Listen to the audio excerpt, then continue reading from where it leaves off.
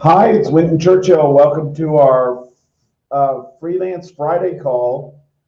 Today we're going to be talking about this issue of will artificial intelligence steal all the freelance jobs? That's been uh, the sort of bottom line statement of a number of articles that I've read of late about people that don't seem to understand artificial intelligence and how it fits together in the world we live in. There's some pretty dramatic examples out there of artificial intelligence that's able to write articles that are seemingly comprehensive with just a few uh, prompts in a chat window, and the demonstrations that you see in many cases are pretty remarkable.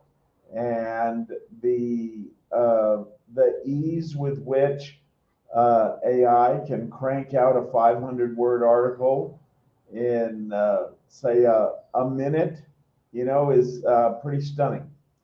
But there are lots of problems with AI, and particularly as it comes to this issue of replacing freelancers. And one of the things that I notice the most is we work with freelancers that are in the 50 plus category and baby boomers who tend to have lots of life experience, whether it's at work or in their career or in their lifestyle area, in their hobbies, in their interest.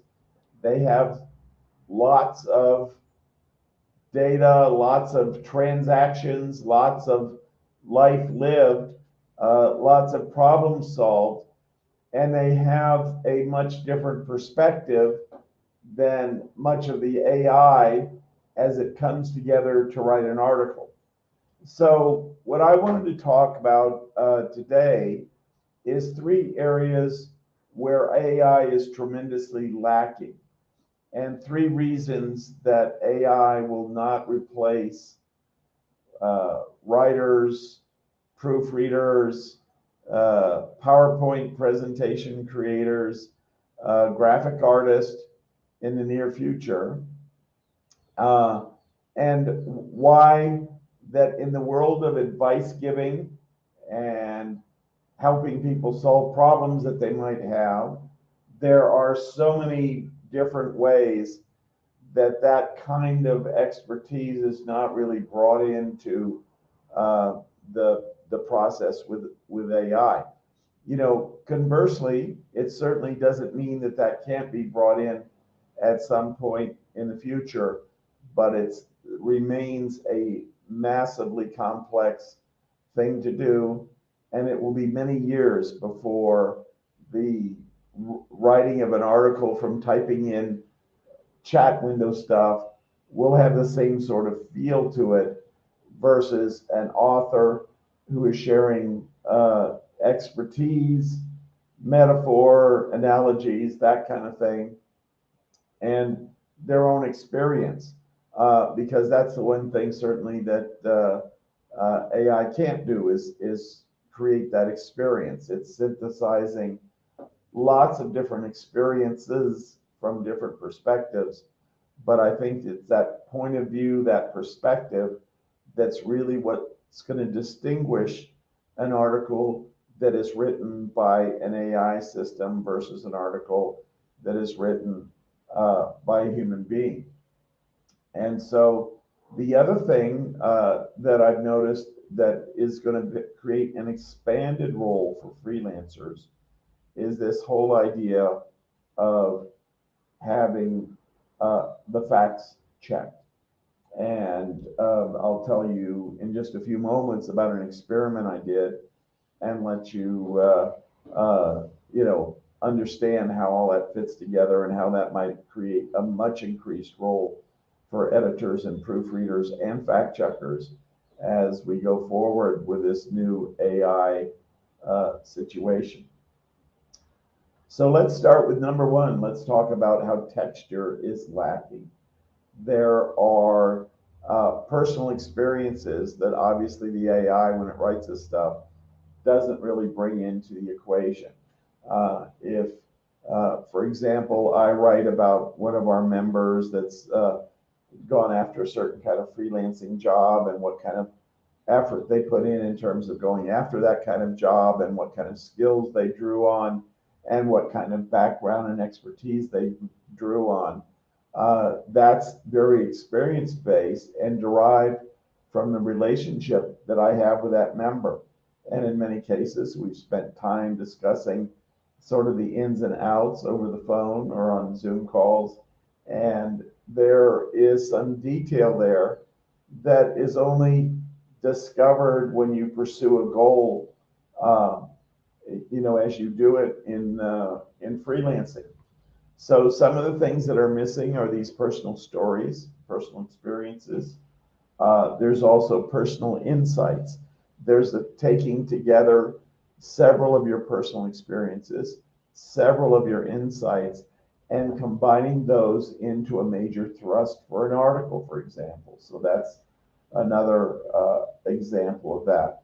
There are conclusions drawn, and I've seen interesting articles that might talk about, what went into reaching a conclusion, where really you could draw different conclusions from the same set of facts, depending upon the perspective of the author.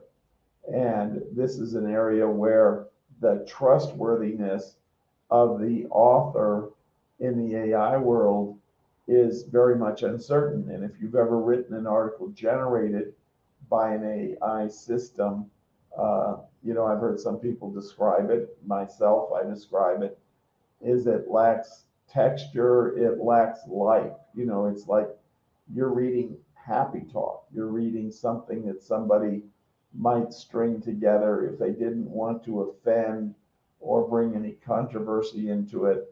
And that's definitely not a good way without exploring the problems, the rough edges at the edge of what you're talking about, where the problems are, is what really helps give it that texture.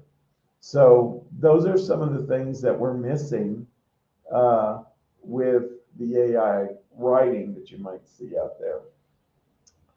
The next interesting thing is that in the world of advice, we all ask for advice of one kind or another, but we don't ask for medical advice from a mechanical engineer. We don't ask for information on how to build a bridge from somebody that grows tulips.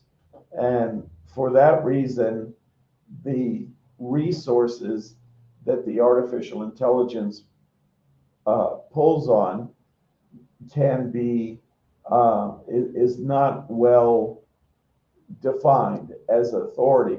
And I can imagine, after studying these algorithms for a while and having, sort of 30 years of experience dealing with large database systems that all have algorithms that look at different things, that this is a very hard thing to get right, to tune topics like the authority and the relevance of a set of conclusions to a particular circumstance. We talk about the context.